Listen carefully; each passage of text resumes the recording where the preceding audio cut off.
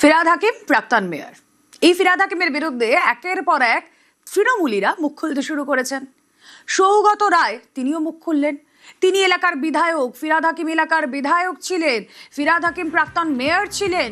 কই, তিনি তো দায়িত্ব এড়াতে পারেন না এই বিপর্যয়ের পর। কি বলছেন সৌগত রায়, শুনুন।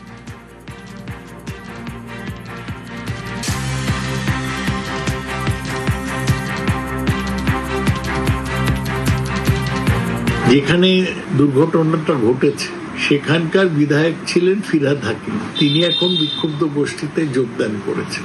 আর ওখানকার কাউন্সিলরও ছিলেন আনোয়ার খান, তিনিও বিক্ষুব্ধ তৃণমূলে গেছেন।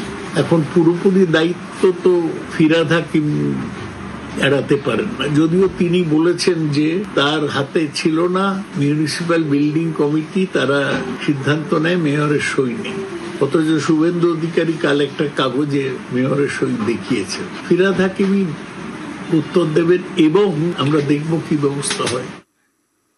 সকলে কি ব্যবস্থা হয় সেই দিকে তাকিয়ে, কি উত্তর দেন ফিরহাদ হাকিম সেদিকে তাকিয়ে। আর ফিরহাদ হাকিম তিনি কি বলছেন, এই ঘটনায় এই প্ল্যান পাস তার হাত ধরে হয়নি, তার এতে কোনো হাত নেই।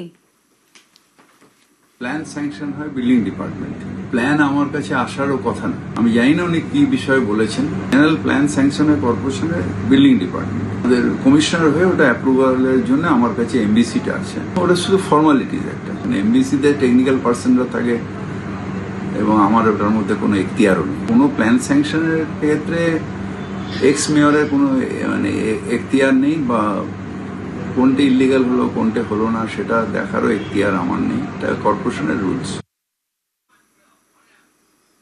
গতকালও তোপ দেখেছিলেন, আজও তোপ দাগলেন। ফিরহাদ হাকিমকে জবাব দিতেই হবে। কুণাল ঘোষ কি বলছেন ঠিক? তারাতলা কাণ্ডের পরিপ্রেক্ষিতে মাননীয় মুখ্যমন্ত্রী যে কড়া বিবৃতি দিয়েছিলেন বিধানসভায়, আমরা সমর্থন করেছি এবং সেখানে যারা অ্যারেস্ট হয়েছে আমাদের বক্তব্য হচ্ছে, যদি ওই শুধু কয়েকজন হাতের কাছে থাকা বা নিচুতলার লোক অ্যারেস্ট হয়ে গেল, কিন্তু যদি ওপরের দিকে বিগ ফিশেস তারা বেঁচে যায়, এটার কোনো মানে হয় না। মুখ্যমন্ত্রী কাগজ তুলে বললেন এখানে প্রাক্তন মহানাগরিকের সই আছে। দেখুন, প্রাক্তন মহানাগরিক মানে ফিরহাদ হাকিমের সইটা অন্যায় হয়, তাহলে অবিলম্বে ফিরহাদ হাকিমকে অ্যারেস্ট করা উচিত। আর যদি সেটা অপরাধ না হয়, তাহলে ভরা বিধানসভায় মাননীয় মুখ্যমন্ত্রী আপনি বললেন কেন? তাহলে একটা চাপ তৈরি হয়। চাপ তৈরি হলে তৃণমূলে থাকবেন না, আপনারা বালিশ তৃণমূলে চলে যান, ওই বালিশাটার দিকে পাঠিয়ে দিচ্ছেন। তো এই যে রাজনৈতিক চাপের জন্য নথিটা দেখালেন না অপরাধের জন্য নথিটা দেখালেন? যদি অ্যারেস্ট না হয় তাহলে বুঝতে হবে নথিটা আপনি দেখিয়েছেন শুধুমাত্র চাপ দিয়ে বালিশাটার সঙ্গে পাঠাবার জন্য। আর যদি অ্যারেস্ট হন তাহলে বুঝতে হবে যে আপনার ওই নথিটা দেখানোর একটা যৌক্তিকতা ছিল।